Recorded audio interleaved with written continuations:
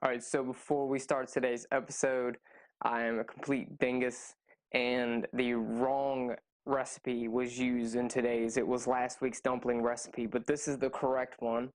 So I'll give you a minute to look at that. And I apologize. I'm going to put a file here below, PDF of the actual recipe, so that you can actually use it at home. So later on in the video, when that wrong recipe comes up, my apologies. Still learning as I go, so thank you for your patience.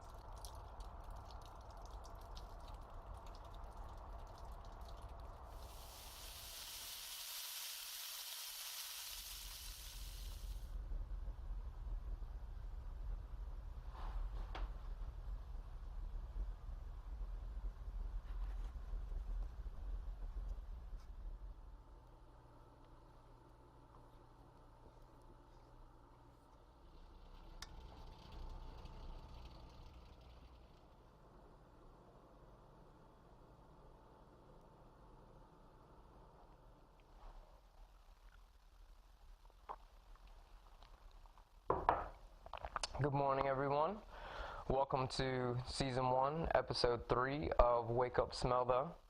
I'm not particularly sure why I started to call them seasons or when they're going to start or end. I just kind of labeled that one on YouTube on the first episode, so now I'm kind of screwed and put into a corner and going to have to figure my way out of it like I always do. And speaking of which, I've decided to go with a whole new format, which I'm not sure if it's going to stick or not, but hey, I figured this one is nicer, cleaner, a little more intimate. So tell me what you think and if you like it or not. Today we're going to be doing Bison meatballs over fresh made pasta with a sage cream sauce. As always, you can find me on Instagram at wakeupsmellthe. Every new word is a big letter to begin with. And you can email me questions, comments, concerns on wakeupsmellthe@gmail.com, all little letters.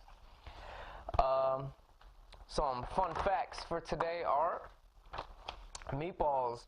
The earliest recipe that I think they found is featured a seasoned lamb ball that they rolled into orange sizes, so it was massive meatballs to begin with, so I thought that was interesting.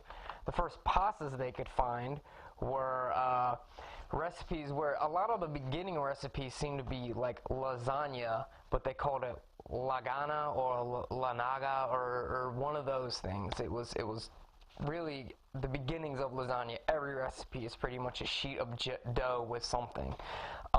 So the first one that I found was wheat flour, and they would use the juice of a crushed lettuce and make that, and then they'd fry that and season it with different seasonings. So I thought that was interesting / gross. Thank yous as always to my mom and dad for making this possible, and to former cooks and chefs and stuff that broke my, balls and made me work harder and harder at stuff, because I'm starting to realize, even when it comes to this stuff, that it's not going to come as easy as I thought it was. But if you keep trying at it, then eventually it'll happen. And my quote for today is that success is a process that continues, not a status that you reach. If you are alive, then there are lessons to be learned. So, without further ado, let's start the show.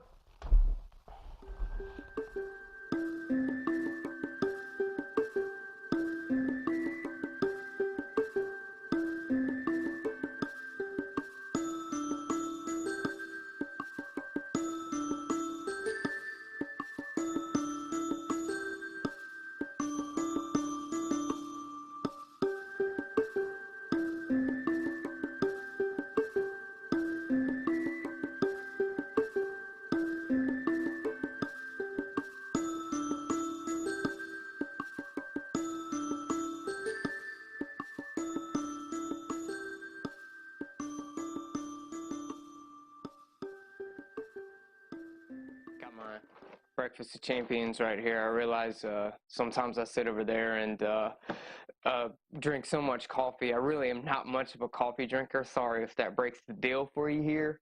But if I get half a cup of one of these, especially big guys, I get real jittery, so I have to take a break and get some food inside of my stomach before I bounce off the walls. So we're going to start out with our fresh pasta, and that recipe is right there. It is 1 cup of all-purpose flour and 1.5 eggs. 1.5 eggs I get. How am I supposed to crack those? Just crack 2. We're going to whip it with a fork and then put the majority of it into it, but leave a little bit out.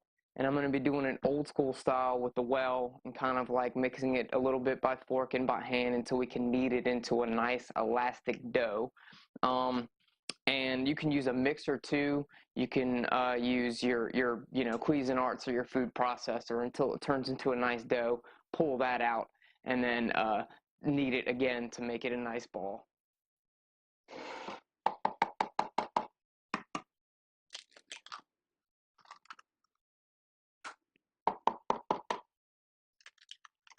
Two eggs in. Going to whip it up like that, like I said.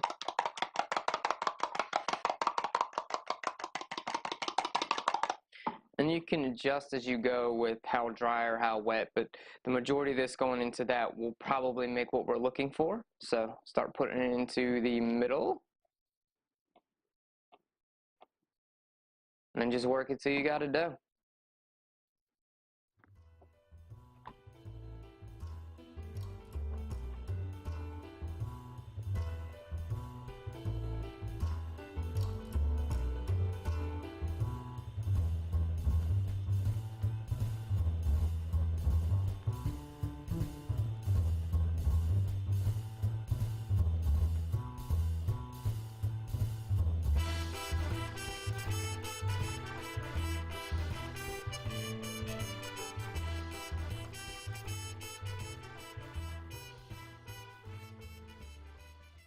So there we have our finished ball of pasta.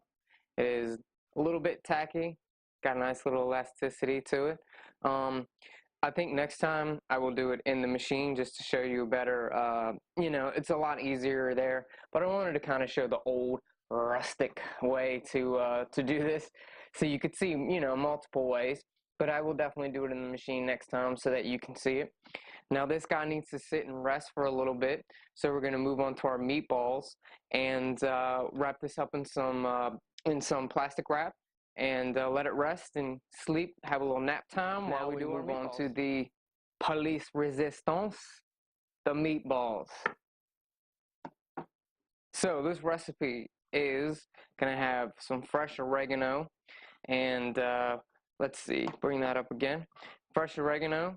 We got our paprika, our cumin. It's supposed to be Dijon, but we real fancy around here, so I got our French's yellow. As long as you got some sort of mustardy kind of like acid to cut it. And we got our onion powder. So just chop off your oregano. You want to do it like this, kind of the opposite way against the grain. 1 teaspoon's not going to be very much that you're going to need. I got way too many sprigs out as it is. So just pull it the opposite way like this. This reminds me of in one of my jobs I had to, you bring in a guy who was your stage or your follow, and he would come in and ask what he could do, and you would make him do the really annoying work of the herb salad. I may have already talked about this once on one of the other episodes. I'm sorry if I do. I can't remember what I say half the time, so get this little knife right here.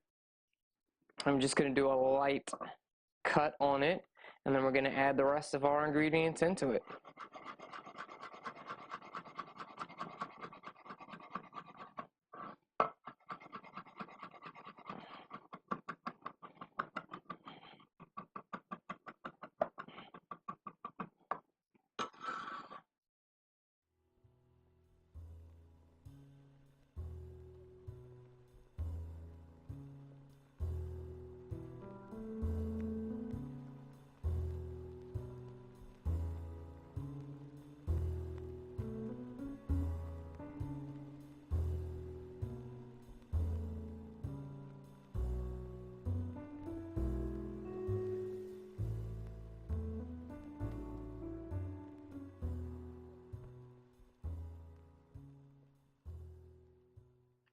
So now let's add this to our meatballs.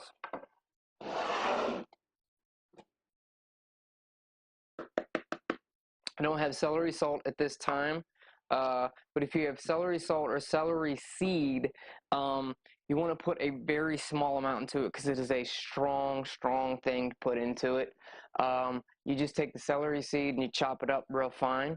I'm just going to use regular salt and pepper at this time. So a little bit of salt, a little bit of pepper. And we're going to go ahead and put in some olive oil as opposed to the eggs that you may use regularly. So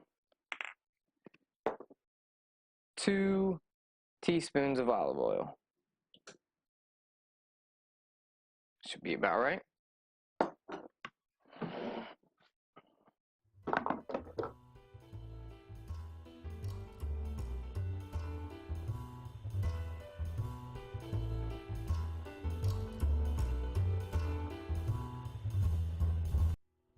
Now let's go ahead and make these into our actual meatballs.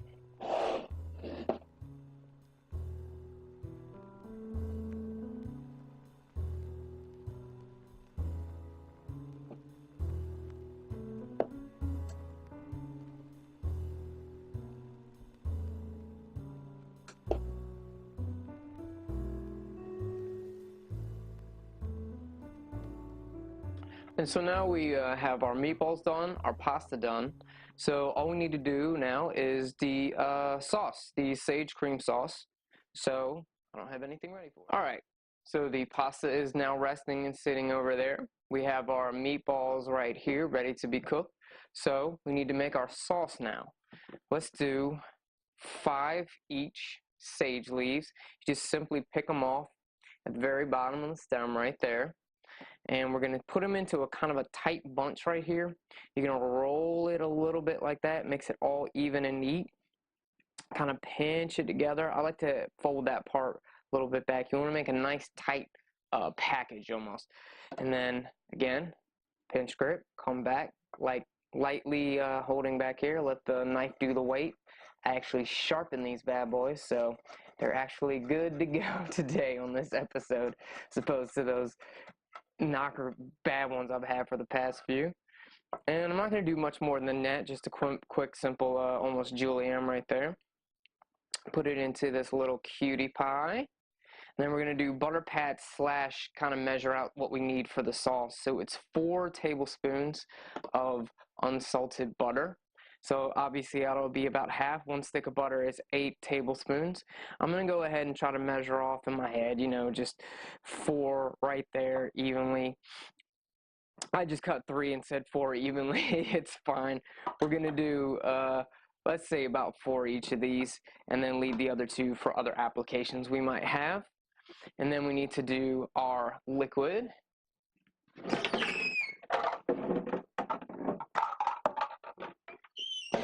Of course, we got to get the cup ready for that one. So we're going to do 1/2 cup of heavy cream.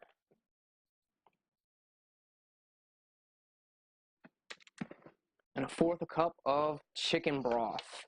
So that'll bring us up to 3/4 of liquid. Now we're just going to go over there, and I'm going to try to set it up so that we can do the meatballs, put those in the oven, and then put this sauce right in where those meatballs were to pick up all that flavor like we always try to do. So now we're going to go ahead and spin a bunch of plates and try to get a bunch of things going at once. So before I get over there, we're going to do the meatballs first, hit it hot in that pan with our new sexy close-up of our saute pan over there. Over here on the middle, I have a pre-greased casserole dish to put the meatballs into to finish cooking in the oven, which I have set to 350 right now. So what we're going to do is hit those meatballs, like I said just a little bit ago. Let them get seared on the outside. We're going to put them into this casserole dish right here. Then we're going to pick up the flavor that it left down there with all the ingredients that we got ready for that sauce. Pan is hot. Oil is hot. nice and shimmery. See, now I can actually get a nice shot of everything for you so you can see it. Try to get one of those like lights eventually, I think, on this GoPro to give you better, much better light on it. And we're just going to drop these meatballs in.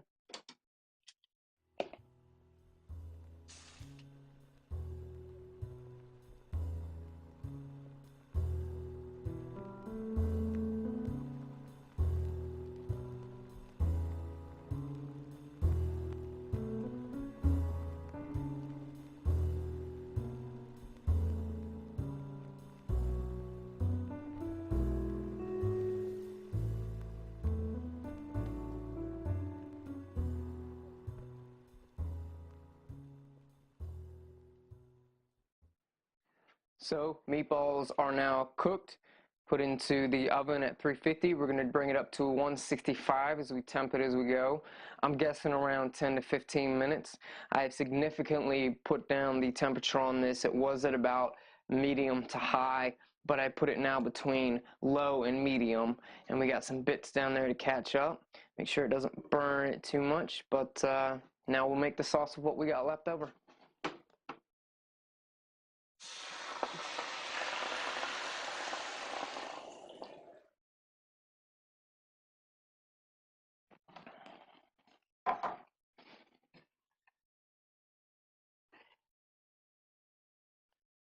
So the sauce is now going to be reducing over there. I promise it's okay. We got a little, it's like a little baby monitor on it over there. It's slowly reducing. You want it to kind of thicken up till it coats the back of a spoon, or nappe as they say. And we're going to be doing our pasta now. It is rested long enough, taking a nice little nap. And we're just going to roll it out to as thin as we want, as your personal preference may be for pasta. And then we'll cut them out into, I'm going for fettuccine on this one.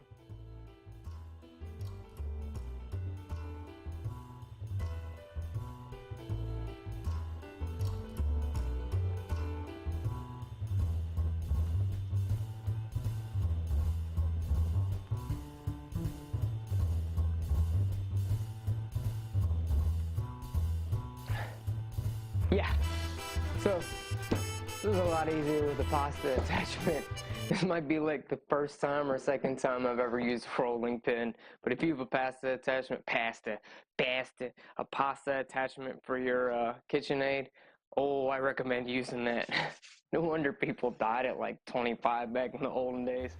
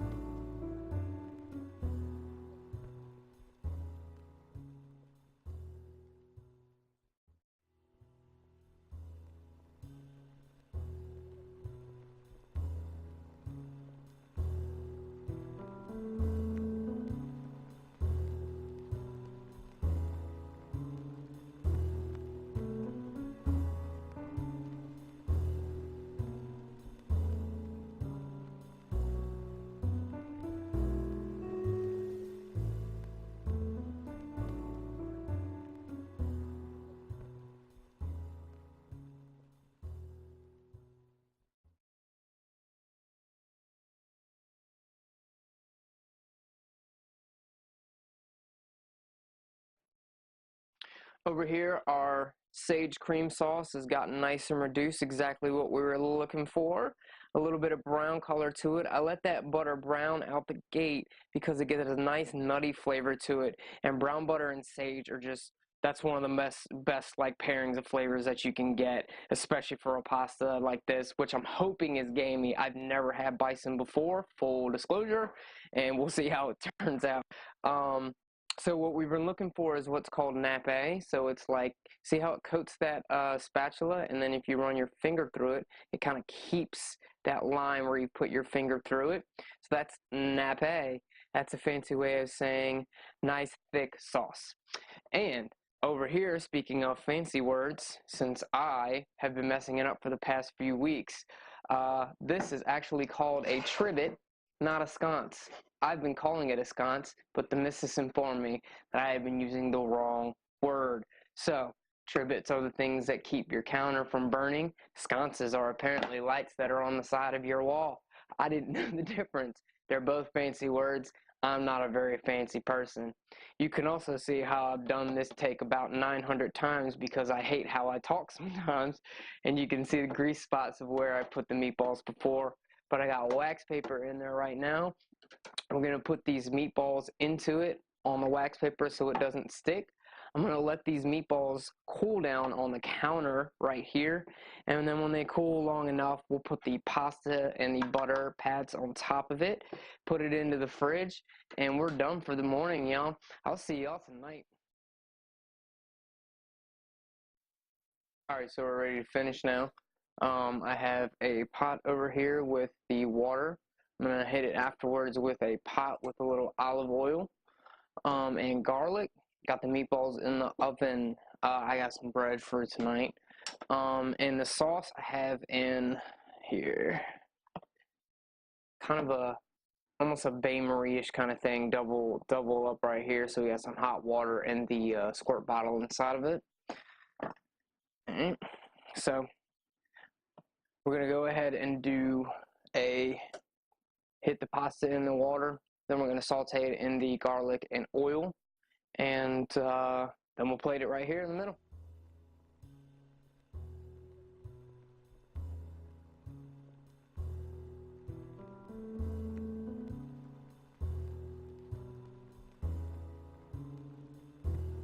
So it's been about 3.5 minutes. I'm going to go ahead and strain this in the back right here. And then we'll come back to the saute pan and hit it with that butter and garlic, and then we'll plate it over on the other side.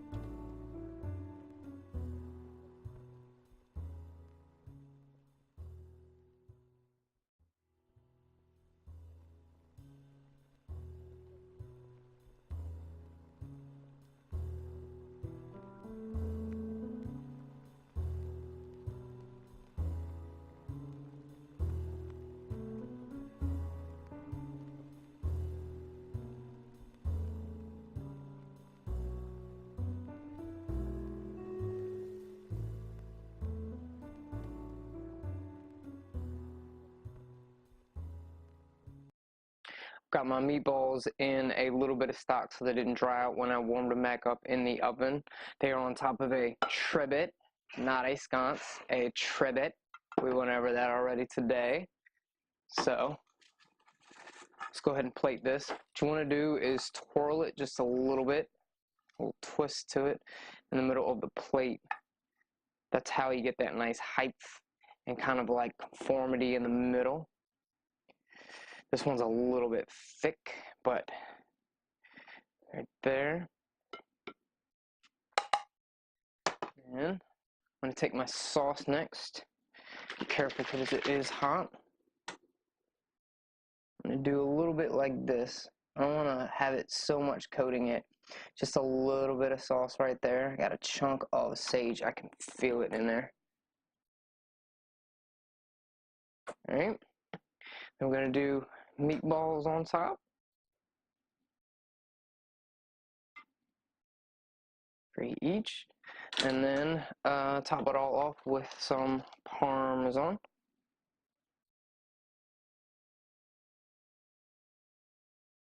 And I'll probably do just a little bit more sauce on top. Make it try to look fancy.